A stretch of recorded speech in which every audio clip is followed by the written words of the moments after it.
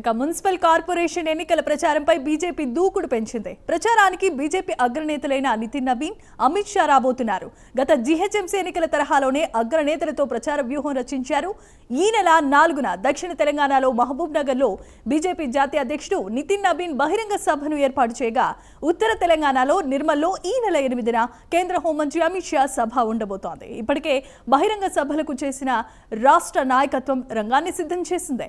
ఒకవైపు కరపత్రం, charge sheet విడుదలతో డోర్ టు డోర్ ప్రచారం చేస్తున్న బీజేపీ మరోవైపు అగ్రనేతల బహిరంగ సభలతో ప్రచారం చేయబోతోంది.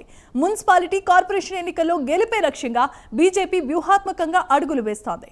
ఇదే అంశానికి సంబంధించి మరిన్ని అప్డేట్స్ ను అందించడానికి మా కరెస్పాండెంట్ నాగేంద్ర సిద్ధంగా ఉన్నారు. నాగేంద్ర, చెప్పండి. Thank you Jemimah. తెలంగాణ రాష్ట్రంలో ఈ నెల 11వ తేదీన జరిగేటటువంటి మున్సిపల్ అదేవిధంగా కార్పొరేషన్ ఎన్నికలకు సంబంధించినటువంటి అంశంలో తెలంగాణ కాషాయ పార్టీ చాలా ప్రతిష్టాత్మకంగా తీసుకుంది. దానికి అనుగుణంగానే ఇప్పటికే రాష్ట్ర నాయకత్వం అన్ని కార్యాచరణ కూడా సిద్ధం చేసుకొని ముందుకు వెళ్తున్నటువంటి పరిస్థితి ఉంది. ఇప్పటికే 116కు సంబంధించినటువంటి మున్సిపాలిటీలతో పాటు అదేవిధంగా 7 కార్పొరేషన్లకు సంబంధించి ఇప్పటికే బలమైనటువంటి అభ్యర్థులను బరిలో దింపామంటూ కూడా ఇప్పటికే ఒకవైపు బీజేపీ రాష్ట్ర నాయకత్వం చెప్తుంది. ఇప్పటికే ఆ దిశగా రాష్ట్ర వ్యాప్తంగా కూడా మున్సిపాలిటీల్లో పెద్ద ఎత్తున ప్రచారం చేసే దిశగా ఇప్పటికే ఒక వ్యూహాత్మకంగా ముందుకెళ్తున్నటువంటి పరిస్థితి ఉంది. దానిలో భాగంగానే ఇప్పటికే ఒకవైపు కరపత్రం రిలీజ్ చేయడం జరిగింది. ముఖ్యంగా తెలంగాణ రాష్ట్రానికి సంబంధించినటువంటి అంశంలో కేంద్ర ప్రభుత్వం ఎన్ని నిధులు ఇచ్చింది, ఎన్ని సంక్షేమ పథకాల ద్వారా ఏ కేటాయింపులు చేసిందనే దానిపై సంబంధించినటువంటి అంశంలో ప్రత్యేకంగా ఒక కరపత్రాన్ని రిలీజ్ చేయడంతో పాటు అదేవిధంగా ఈరోజు హరిత ప్లాజా బేగంపేటలో ఉన్నటువంటి హరిత ప్లాజాలో ఆ ఛార్జ్ షీట్ కాంగ్రెస్కి సంబంధించినటువంటి అంశం కేంద్రంగా బోటకపు హామీలు అదేవిధంగా మోసపూరితమైనటువంటి వాగ్దానాలు, కాంగ్రెస్ అరాచక పాలన, అవినీతి పాలన అంటూ కూడా ఒక ఛార్జ్ షీట్ రిలీజ్ చేయడం జరిగింది. ఈ ఛార్జ్ షీట్లో ప్రధానంగా కాంగ్రెస్ ఇచ్చినటువంటి హామీలు అదేవిధంగా ఇతర హామీలకు సంబంధించినటువంటి అంశంలో ప్రజల వ్యతిరేక విధానాలను ఏ విధంగా తీసుకుంటుందా అన్న దానిపైన ప్రధానంగా ఈ ఛార్జ్ షీట్ రిలీజ్ చేయడం జరిగింది. ముఖ్యంగా ఒకవైపు కేంద్రం ఇస్తున్నటువంటి తెలంగాణ రాష్ట్రానికి కేంద్రం ఇస్తున్నటువంటి నిధులతో పాటు రాష్ట్రంలో కాంగ్రెస్ ప్రభుత్వం చేస్తున్నటువంటి అరాచక అవినీతి పాలనకు సంబంధించినటువంటి అంశంలో డోర్ టు డోర్ క్యాంపెయిన్ చేసే విధంగా ఇప్పటికే ఒక కార్యాచరణ సిద్ధం చేసుకొని ముందుకు వెళ్తున్నటువంటి పరిస్థితి ఉంది. దాంతోపాటు మరొక వైపు ప్రత్యేకంగా ఈరోజు డిజిటల్కి సంబంధించినటువంటి ప్రచార వెహికల్స్ను కూడా రాష్ట్ర అధ్యక్షులు రామచంద్రరావు ప్రారంభించడం జరిగింది.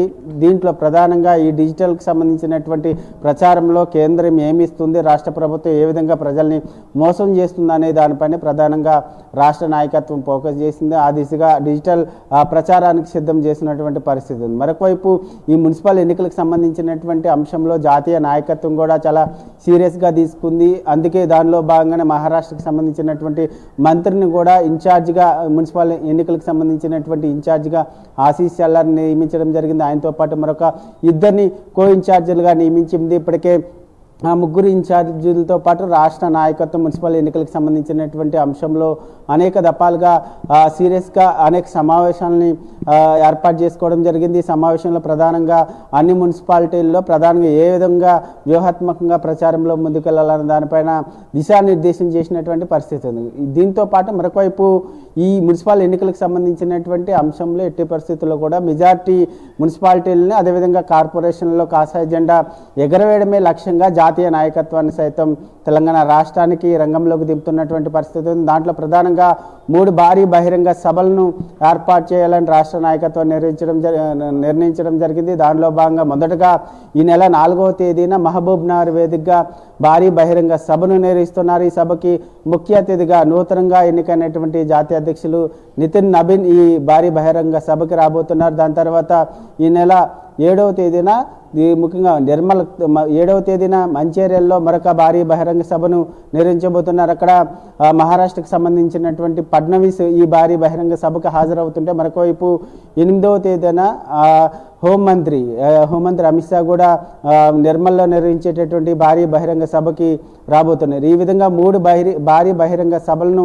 ప్లాన్ చేస్తున్నారు. ఈ 3 భారీ బహిరంగ సభల ద్వారా పెద్ద ఎత్తున ప్రచారం చేయాలనేటటువంటి ఆలోచనలో భాగంగా రాష్ట్ర నాయకత్వం ఈ నిర్ణయం తీసుకోవడం జరిగింది. గతంలో మనం జిహెచ్ఎంసీ ఎన్నికల్లో కూడా జాతీయ నాయకత్వం పెద్ద ఎత్తున ప్రచారం చేసింది. ఆ పెద్ద ఎత్తున ప్రచారం చేయడంలో భాగంగా దాదాపు 45 మందికి పైగా కూడా కార్పొరేటర్లు గెలిచినటువంటి పరిస్థితి. ప్రస్తుతం అదే పందాలో ఈ మున్సిపాలిటీ ఎన్నికల్లో కూడా సత్తా చాటాలనేటటువంటి ఆలోచన దిశగా ఈ 3 భారీ బహిరంగ సభలతో పాటు పెద్ద ఎత్తున రాష్ట్ర నాయకత్వానికి సంబంధించినటువంటి నేతలంతా కూడా ఇప్పటికే మున్సిపాలిటీల్లో మకాం వేయడం జరిగింది. పెద్ద ఎత్తున డోర్ టు డోర్ క్యాంపెయిన్ చేయడంతో పాటు ప్రతి ప్రజలకి కూడా రాష్ట్ర ప్రభుత్వం ఏం చేస్తుంది, రాష్ట్రానికి తెలంగాణ రాష్ట్రానికి కేంద్రం ఏ విధంగా నిధులు ఇస్తుంది అన్న దానికి సంబంధించినటువంటి అంశంలో అవగాహన కల్పించడంతో పాటు కాసాయ పార్టీకి ఓటు వేసి గెలిపించాలనేటటువంటి అభ్యర్థిని రాష్ట్ర నాయకత్వం చేస్తున్నటువంటి పరిస్థితి. ముఖ్యంగా ఎందుకంటే ఒకవైపు గతంలో జరిగినటువంటి గ్రామ పంచాయతీ ఎన్నికల్లో అనుకోని విధంగా దాదాపు 1000కి పైగా కూడా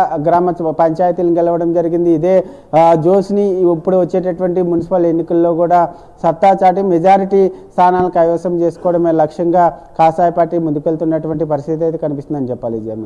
right, thanks for the updates Nagendra.